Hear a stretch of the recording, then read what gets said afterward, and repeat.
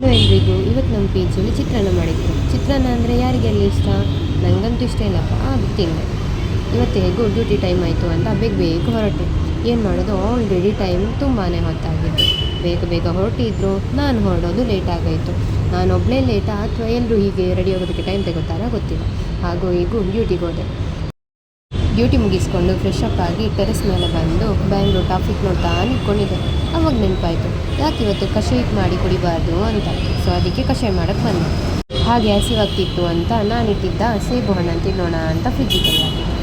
ಹಾಗೂ ಸೇಬಿತ್ತು, ಅದ್ರೇನು ಮಾಡೋದು, ತಿನ್ನೋ ಅಷ್ಟರಲ್ಲಿ ಗೊತ್ತಾಯಿತು ಒಂದು ಸೇಬು ಹಾಳಾಗೋಗಿದೆ ಅಂತ. ಅದನ್ನೇ ಎಸ್ಬಿಟ್ಟು ಕಷಾಯ ಕುದಿಯೋಕ್ಕಂತ ನಿಂತ್ಕೊಂಡೆ.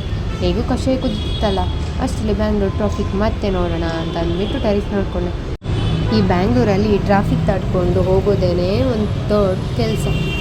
ಅಷ್ಟರಲ್ಲಿ ನನ್ನ ಕಷಾಯ ಬೇರೆ ಕುದಿತಾ ಇತ್ತು. ಸೊ ಅದನ್ನು ಕಷಾಯ ತೆಗೆದು ಗ್ಲಾಸಿಗೆ ಹಾಕೊಂಡು ಇಟ್ಕೊಂಡೆ. ಅಷ್ಟರಲ್ಲಿ ಹೊಸ ಆ್ಯಪಲ್ ತಗೊಂಡು ಬಂದು ಇವತ್ತಿನ ಸಂಜೆಗೆ ಕಷಾಯ ವಿತ್ ಆ್ಯಪಲ್ಸ್. ಕಷಾಯ ಹೇಗೂ ಬಿಸಿ ಇದ್ದಿದ್ದರಿಂದ ಕಷಾಯ ತಗೊಂಡು ರೂಮ್ ಹತ್ರ ಬಂದೆ.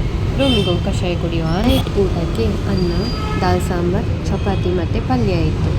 ನನಗಂತೂ ಇದೆಲ್ಲ ಐಟಮ್ಸ್ ತುಂಬಾ ಇಷ್ಟ ಆಯಿತು. ನಾನಂತೂ ಇಷ್ಟಪಟ್ಕೊಂಡು ತಿಂದೆ. ನೆಕ್ಸ್ಟ್ ಲಾಗಲ್ಲಿ ಸಿಗುವ, ಬಾಯ್.